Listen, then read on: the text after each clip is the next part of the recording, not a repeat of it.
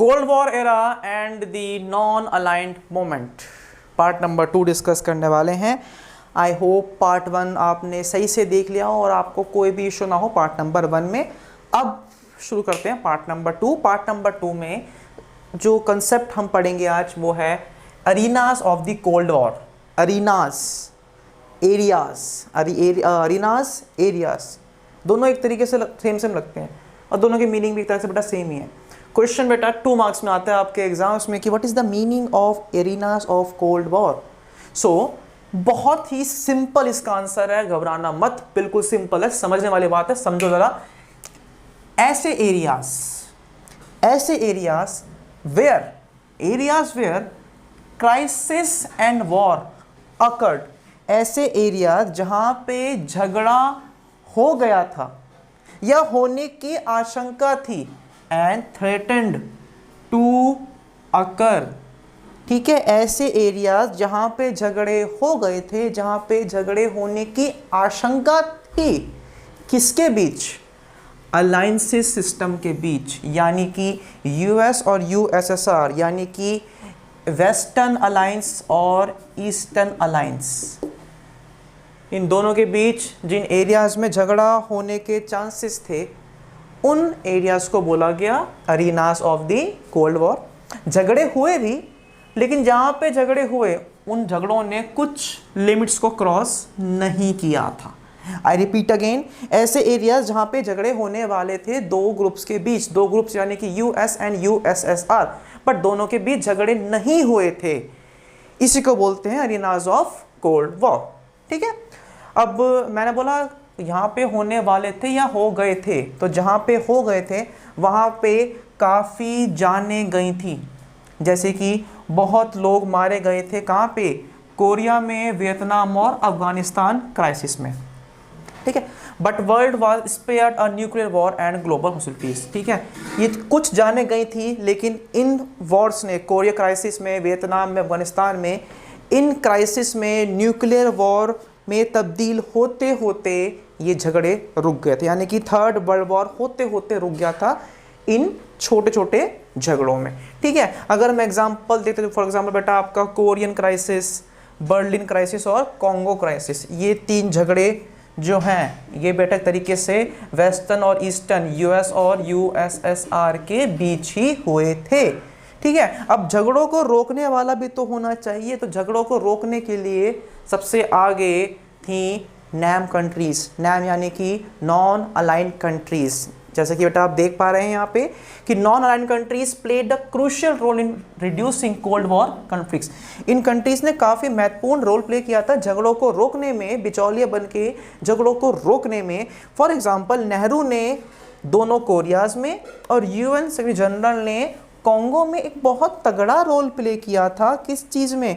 इन दोनों शक्तियों के बीच झगड़े को रोक देने में। ठीक है, नेक्स्ट बेटा हमारा जो कंसेप्ट आता है इसको बोलते हैं मिसअंडरस्टैंडिंग, मिसकंसेप्शन, गलतफहमी, या कुछ भी बोल सकते हो आप। सपोज कि मैं अपने एरिया में हूँ, मैं बॉर्डर के इस तरफ हूँ, मैं दिवाली मना रहा हूँ, पाकिस्तान के लोग बोल रहे हैं ये तो हम पे हमला करने वाला है, या फिर बाय मिस्टेक कोई फायरिंग कर दी, मैंने अपने घर में बंदूक लेके आऊँ, कट्टा चला दिया मैंने मज़े में, वो बोलेंगे हम पे हमला करने वाला। तो ऐसे हमले ना हो, इन चीज़ों को देखते हुए बेटा दोनों पावर्स ने कुछ ट्रीटीज पे साइन किया था। इसको बोलते हैं आर्म्स कंट्रोल ट्रीटी, यानी कि न्यूक्लियर वेपन्स को कम करने के लिए दोनों पावर्स ने कुछ ट्रीटीज पे साइन किए थे।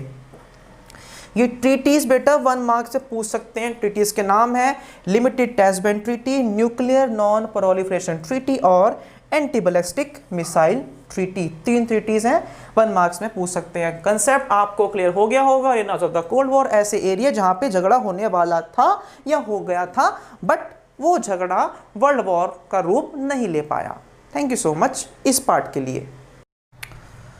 अंग्रेज़ों ने, पुर्तगालियों ने, फ्रेंच पीपल्स ने, इन लोगों ने छोटे छोटे देशों पे, या इन लोगों ने बहुत सी कंट्रीज़ पे एक तरीके से कब्ज़ा किया था, इनको अपनी कॉलोनी बनाया था। आप जानते हो इंडिया भी कॉलोनी था अंग्रेज़ों की। तो ये जो कॉलोनीज़ थी, जब इनको इंडिपेंडेंस मिली है, जैसे इंडिया को जब इंडिपेंडेंस मिली तो इंडिया ने पूरा माहौल ऑब्ज़र्व किया, और माहौल ऑब्ज़र्व करने के बाद में होता कुछ यूँ है कि भारत को लगता है कि यार जैसे अंग्रेज़ों ने हमें लूटा, वैसे ही यूएस और यूएसएसआर उन कंट्रीज़ को लूट रहे हैं जिनको वो प्रोटेक्शन दे रहे हैं, यानी कि प्रोटेक्शन के नाम पे, सिक्योरिटी के नाम पे उनका सामान यूज़ कर रहे हैं। I hope you remember those points जो मैंने पढ़ाए थे लास्ट वीडियो में आपको। तो क्या हुआ, भारत के ने बोला कि भैया मैं तो ना ज्वाइन करूँगा यूएस, ना मैं ज्वाइन करूँगा यूएसएसआर। तो इंडिया जैसी कंट्रीज़ और भी थी जिनको ये पूरी पिक्चर, पूरी कहानी, पूरा ये जाल समझ में आ गया था कि ये एक्चुअल में ये झांसा है क्या।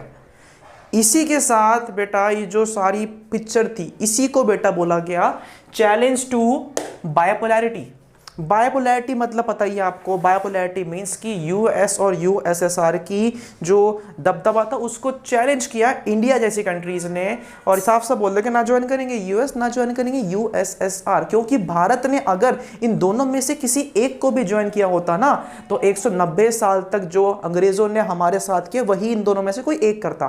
तो ये बात काफ़ी क्लियर थी भारत को, इसलिए भारत ने इन दोनों को ज्वाइन नहीं किया और भारत ने क्या बनवाया, नॉन अलाइंड मूवमेंट। तो जरा हम लोग बेटा अपने इस चीज को जरा स्टडी करते हैं कि चैलेंज टू बायपोलैरिटी एक्चुअल में है क्या आपके बुक के अनुसार। So non alignment offered newly decolonised countries of Asia, Africa and Latin America a third option. ठीक है, इस अलाइनमेंट ने जो न्यूली डीकोलोनाइज कंट्रीज थी, जिनको अभी अभी इंडिपेंडेंस मिली थी, वो कंट्रीज चाहे एशिया की हो, अफ्रीका की हो या वो हो लैटिन अमेरिका की, उनको भारत जैसे कंट्रीज ने या फिर इस कंसेप्ट ने एक तीसरा ऑप्शन दिया, और वो थर्ड ऑप्शन क्या था, not to join either alliance. कोई अलायंस ज्वाइन नहीं करना, ना ज्वाइन करना अमेरिका, ना ज्वाइन करना यूएसएसआर, क्योंकि इनकी आपस में होड़ है, इनकी रेस है, इनकी प्रॉब्लम्स हैं, इनकी वर्ल्ड वॉर चल रहा है थर्ड। लेकिन हम तो अपना अलग रहने वाले थे क्योंकि हम पहले ही लुट चुके थे अंग्रेजों के द्वारा।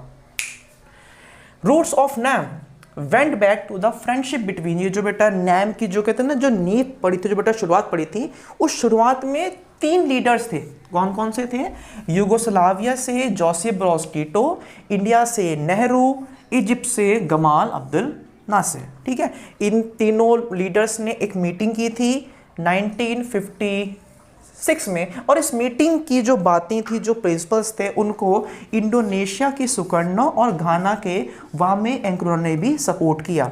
इस मीटिंग से ही नींव पड़ी थी किसकी, नॉन अलाइंड मूवमेंट की। और पहला नॉन अलाइंड समिट कब हुआ था, 1961 में।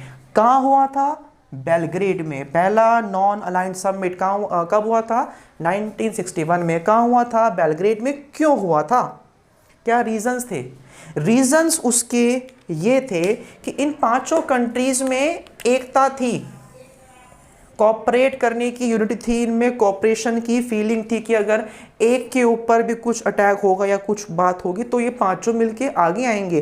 फॉर एग्जांपल, आप में से अभी ऐसे लाइव क्लास चल रही है, ये जिन बच्चों को लाइव क्लास मिल रही होगी, ये आप में से कोई एक बच्चा डाउट पूछा अभी बीच क्लास में, करे कॉल, मैं सुनूंगा नहीं उसकी बात।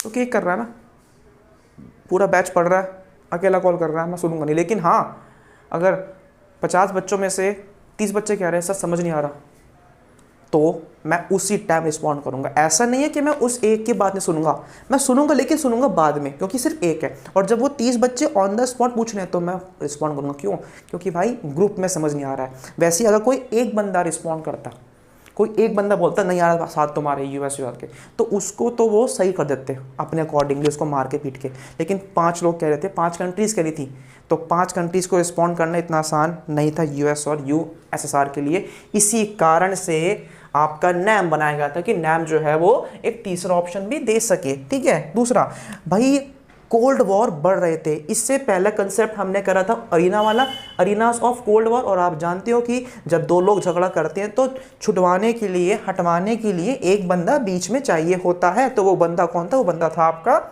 नैम।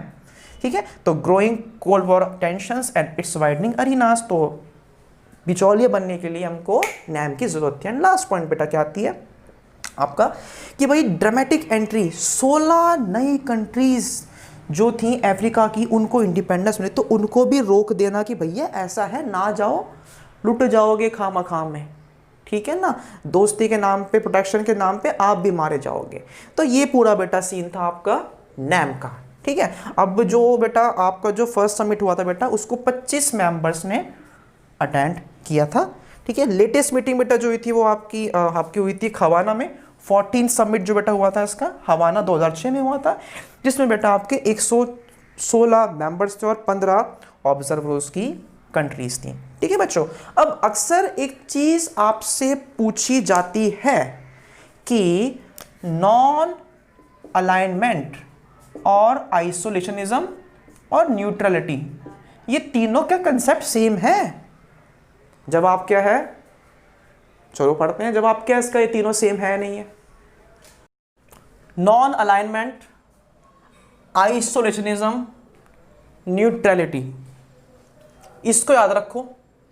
और ये क्या है? ये है कुंभकर्ण। क्या है ये? कुंभकर्ण। और ये क्या है? ये है कुश्ती देखने वाला। कौन है? कुश्ती, समझते हो ना, फाइट, कुश्ती देखने वाला। अब बस इतने बस ये दो शब्द, जहां ये शब्द सुनो वहां पे आना चाहिए याद, कुंभकर्ण और कुश्ती देखने वाला। अब चलते हैं आगे। कहानी क्या है? कहानी ये थी कि भाई ऐसा कहता था, ऐसा कहते थे कुछ लोग, कहते थे कि नॉन अलाइनमेंट और आइसोलेशनिज्म और न्यूट्रलिटी, ये दोनों भी सेम है और ये दोनों भी सेम है। बट क्या ऐसा है? नहीं, ऐसा नहीं है। मैं प्रूफ कर देता हूँ कैसे नहीं है। देखो, ऐसे नहीं है कि इस वर्ड का मतलब क्या होता है? आइसोलेशनिज्म। आइसोलेशन सुना होगा आपने बहुत, ये पिछले कुछ 4-5 महीनों में आइसोलेट कर लिया है मैंने अपने आप को, क्वारंटीन कर लिया है मैंने अपने आप को। मतलब क्या है? दुनिया से अलग कर लिया है, काट लिया। मैं सो रहा हूँ, दुनिया से मतलब नहीं है, मैं सो रहा हूँ। वो था ना कुंभकर्ण, सोते थे, पता नहीं था दुनिया से मतलब था नहीं। ये कुंभकर्ण हो गया है, इंसान कुंभकर्ण हो गया है, उसे मतलब ही नहीं है दुनिया में हो क्या रहा है भाई। Remaining aloof from world affairs. Non isolation means remaining aloof from world affairs. पूरी दुनिया में क्या हो रहा है मुझे क्या मतलब, मुझको तो भाई सोना है। ये होता है एक्चुअल मीनिंग किसका? आइसोलेशनिज्म का। फॉर एग्जाम्पल देता हूं मैं आपको। फॉर एग्जाम्पल जैसे अमेरिका 1787 से लेके फर्स्ट वर्ल्ड वॉर तक, जैसे अमेरिका 1787 से लेके फर्स्ट वर्ल्ड वॉर तक क्या रहा था? दुनिया से कट के, दुनिया से दूर। इसी को बोलते हैं क्या? आइसोलेशनिज्म। लेकिन आइसोलेशनिज्म और नॉन अलाइनमेंट सेम नहीं है। सेम ऐसे नहीं है क्योंकि the non aligned countries including India played an active role. ये नहीं सो रहे थे, ये जागे हुए थे।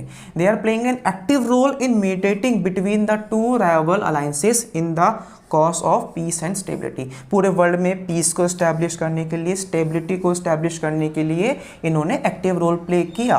ठीक है ना? मैं एक कमरे में बंद बैठा हूँ, बाहर लड़ाई हो रही है, झगड़े हो रहे हैं, मैं नहीं जा रहा, मैं तो सो रहा हूँ, मैं तो कुंभकर्ण हूँ।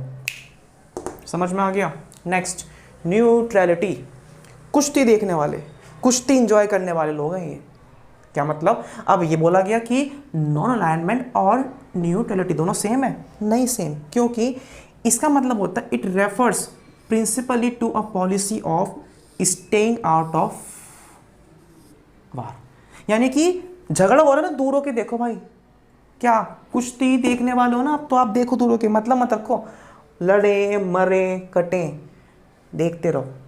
ठीक है? States practising neutrality are not required to help end war. ये जो कंट्रीज इसको फॉलो करती हैं वो वॉर को रुकवाती नहीं है, वो तो और कुश्ती करती हैं यहाँ पे आपके। ठीक है? They don't involve in wars, don't take any position on morality of war. मतलब कुछ सोचते नहीं है, कुछ समझते नहीं है आपके ये, इनको मतलब ही नहीं कि दुनिया में क्या हो रहा है क्या नहीं हो रहा आपका।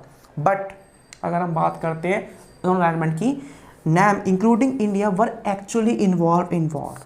भारत जैसे कंट्री जो नैम में थी, जो अलाइनमेंट है, ये इन्वॉल्व थे भाई। ठीक है? They for various reason NAM states prevented war. इन्होंने झगड़ों को रोका, ये खुद झगड़े में शामिल, उन्होंने रोका, इन्होंने लड़ाई छुड़वाई है। इन्होंने कुश्ती को देख के एंजॉय नहीं किया, इन्होंने लड़ाई छुड़वाई लड़ाई।